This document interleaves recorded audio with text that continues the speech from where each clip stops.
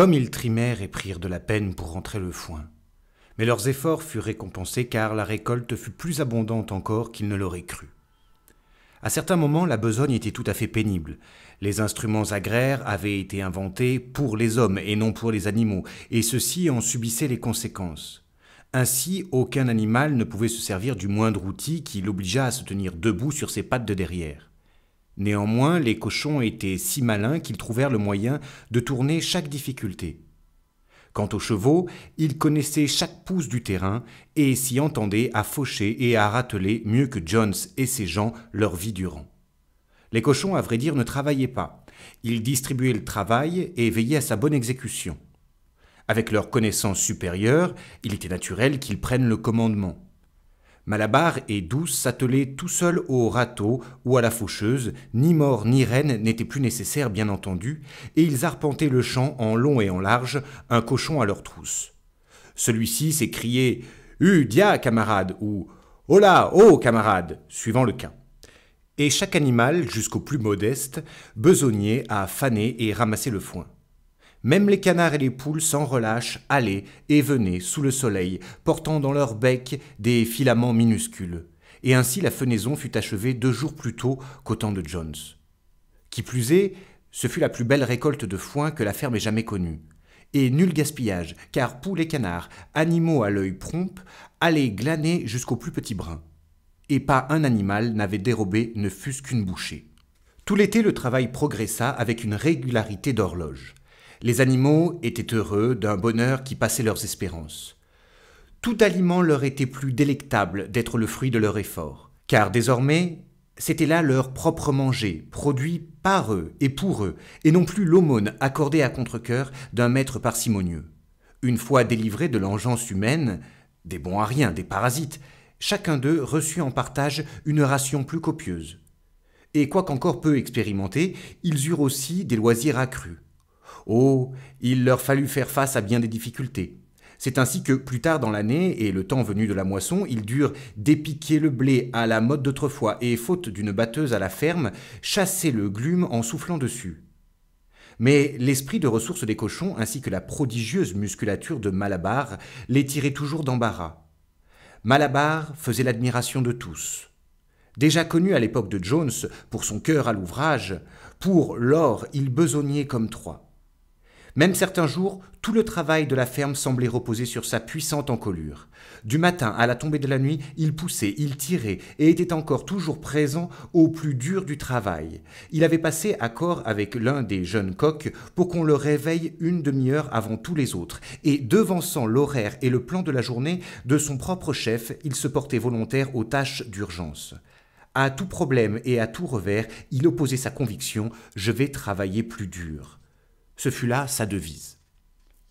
Toutefois, chacun œuvrait suivant ses capacités. Ainsi, les poules et les canards récupérèrent 10 boisseaux de blé en recueillant les grains disséminés çà et là. Et personne qui chaparda ou qui se plaignit des rations. Les prises de bec, bisbilles, humeur ombrageuse, jadis monnaie courante, n'étaient plus de mise. Personne ne tirait au flanc, enfin presque personne. Lubie, avouons-le, n'était pas bien matineuse et se montrait encline à quitter le travail de bonne heure sous prétexte qu'un caillou lui agaçait le sabot. La conduite de la chatte était un peu singulière aussi. On ne tarda pas à s'apercevoir qu'elle était introuvable quand l'ouvrage requérait sa présence. Elle disparaissait des heures d'affilée pour reparaître au repas ou le soir après le travail fait, comme si de rien n'était. Mais elle se trouvait des excuses si excellentes et ronronnait de façon si affectueuse que ses bonnes intentions n'étaient pas mises en doute. Quant à Benjamin, le vieil âne, depuis la Révolution, il était demeuré le même. Il s'acquittait de sa besogne de la même manière, lente et têtue, sans jamais renacler, mais sans elle inutile non plus. Sur le soulèvement même et ses conséquences, il se gardait de toute opinion. Quand on lui demandait s'il ne trouvait pas son sort meilleur depuis l'éviction de Jones, il s'en tenait à dire « Les ânes ont la vie dure, aucun de vous n'a jamais vu mourir un âne », et de cette réponse sibylline, on devait se satisfaire. Le dimanche, jour férié, on prenait le petit déjeuner 1 heure plus tard que d'habitude. Puis c'était une cérémonie renouvelée, sans faute chaque semaine. D'abord, on hissait les couleurs.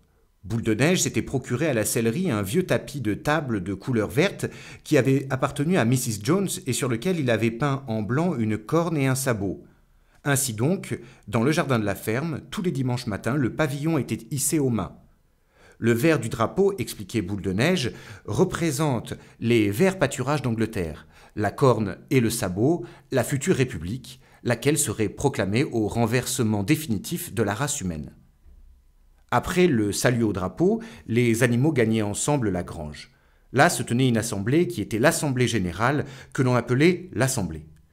On y établissait le plan de travail de la semaine et on y débattait et adoptait différentes résolutions. Celles-ci, les cochons les proposaient toujours, car si les autres animaux savaient comment on vote, aucune proposition nouvelle ne leur venait à l'esprit.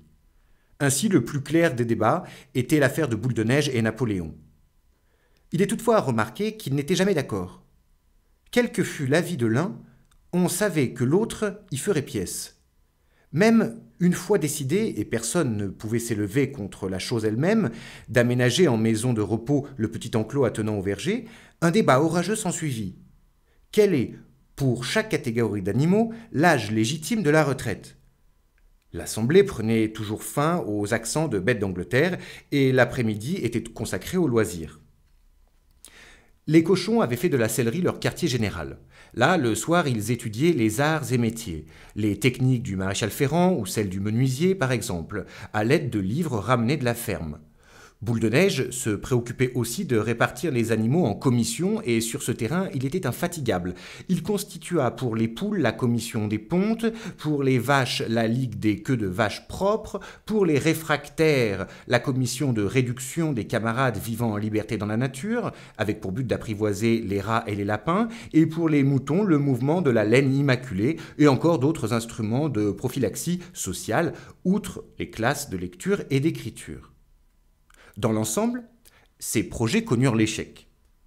C'est ainsi que la tentative d'apprivoiser les animaux sauvages avorta presque tout de suite, car ils ne changèrent pas de conduite et ils mirent à profit toute velléité généreuse à leur égard. La chatte fit de bonne heure partie de la commission de rééducation et pendant quelques jours y montra de la résolution. Même une fois, on la vit assise sur le toit, parlementant avec des moineaux hors d'atteinte. Tous les animaux sont désormais camarades. Aussi, tout moineau pouvait se pencher sur elle, même sur ses griffes. Mais les moineaux gardaient leur distance. Les cours de lecture et d'écriture, toutefois, eurent un vif succès. À l'automne, il n'y avait plus d'illettrés, autant dire. Les cochons, eux, savaient déjà lire et écrire à la perfection. Les chiens apprirent à lire à peu près couramment, mais ils ne s'intéressaient qu'aux 7 commandements. Edmé, la chèvre, s'en tirait mieux qu'eux. Le soir, il lui arrivait de faire aux autres la lecture des fragments de journaux découverts aux ordures. Benjamin, l'âne, pouvait lire aussi bien que n'importe quel cochon, mais jamais il n'exerçait ses dons. Que je sache, disait-il, il n'y a rien qui vaille la peine d'être lu. Douce apprit toutes ses lettres, mais la science des mots lui échappait. Malabar n'allait pas au-delà de la lettre D. De son grand sabot, il traçait dans la poussière les lettres A, B, C, D, puis il les fixait des yeux et les oreilles rabattues, et de temps à autre, repoussant la mèche qui lui barrait le front, il faisait grand effort pour se rappeler quelle lettre venait après, mais sans jamais y parvenir. Bel et bien, à différentes reprises, il retint E, F, G, H, mais du moment qu'il savait ces lettres, il avait oublié les précédentes. À la fin, il décida d'en rester aux 4 premières lettres et il les écrivait 1 ou 2 fois dans la journée pour se rafraîchir la mémoire. Lubie refusa d'apprendre l'alphabet, hormis les 5 lettres de son nom. Elle les traçait fort adroitement, avec des brindilles, puis les agrémentait d'une fleur ou deux, et avec admiration en faisait le tour. Aucun des autres animaux de la ferme ne put aller au-delà de la lettre A. On s'aperçut que les plus bornés, tels que moutons, poules et canards, étaient incapables d'apprendre par cœur les 7 commandements. Après mûre réflexion, Boule de Neige signifia que les 7 commandements pouvaient, après tout, se ramener à une maxime unique, à savoir 4 pattes oui, 2 pattes non. En cela, dit-il, réside le principe fondamental de l'animalisme. Quiconque en aurait tout à fait saisi la signification serait à l'abri des influences humaines. Tout d'abord, les oiseaux se rebiffèrent, se disant qu'eux aussi sont des 2 pattes. Mais Boule de Neige leur prouva leur erreur, disant « Les ailes des oiseaux, camarades, étant des organes de propulsion, non de manipulation, doivent être regardées comme des pattes, cela va de soi. Et c'est la main qui fait la marque distinctive de l'homme, la main qui manipule, la main de malignité. Les oiseaux restèrent quoi devant les mots compliqués de Boule de Neige, mais ils approuvèrent sa conclusion, et tous les moindres animaux de la ferme se mirent à apprendre par cœur la nouvelle maxime « 4 pattes oui, 2 pattes non », que l'on inscrivit sur le mur du fond de la grange au-dessus des 7 commandements et en plus gros caractères. Une fois qu'ils l'assurent sans se tromper, les moutons s'en éprirent, et c'est souvent que, couchés dans les champs, ils bêlaient en chœur « 4 pattes oui, 2 pattes non », et ainsi des heures durant, sans se lasser jamais. Napoléon ne portait aucun intérêt aux commissions de Boule de Neige. Selon lui, l'éducation des jeunes était plus importante que tout ce qu'on pouvait faire pour les animaux déjà d'âge mûr. Or, sur ces entrefaits, les 2 chiennes Constance et Fleur mirent bas, peu après la fenaison, donnant naissance à 9 chiots vigoureux. Dès après le sevrage, Napoléon enleva les chiots à leur mère, disant qu'il pourvoirait personnellement à leur éducation. Il les remisa dans un grenier, où l'on n'accédait que par une échelle de la sellerie, et les y séquestra, si bien que bientôt tous les autres animaux oublièrent jusqu'à leur existence. Le mystère de la disparition du lait fut bientôt élucidé. C'est que chaque jour le lait était mélangé à la pâtée des cochons. C'était le temps où les premières pommes commençaient à mûrir, et bientôt elles jonchaient l'herbe du verger. Les animaux s'attendaient au partage équitable qui leur semblait aller de soi. Un jour néanmoins, ordre fut donné de ramasser les pommes pour les apporter à la sellerie au bénéfice des porcs. On entendit bien murmurer certains animaux, mais ce fut en vain.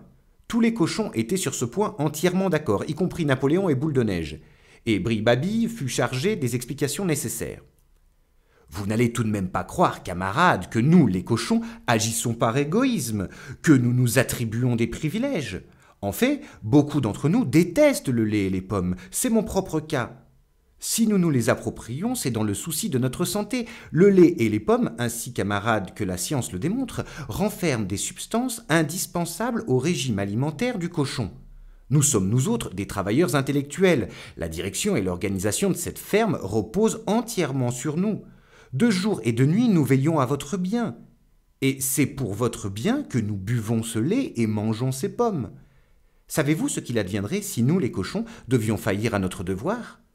Jones reviendrait. Oui, Jones, assurément, camarade, s'exclama Bri-Babi, sur un ton presque suppliant, et il se balançait de côté et d'autre, fouettant l'air de sa queue. Assurément, il n'y en a pas un seul parmi vous qui désire le retour de Jones.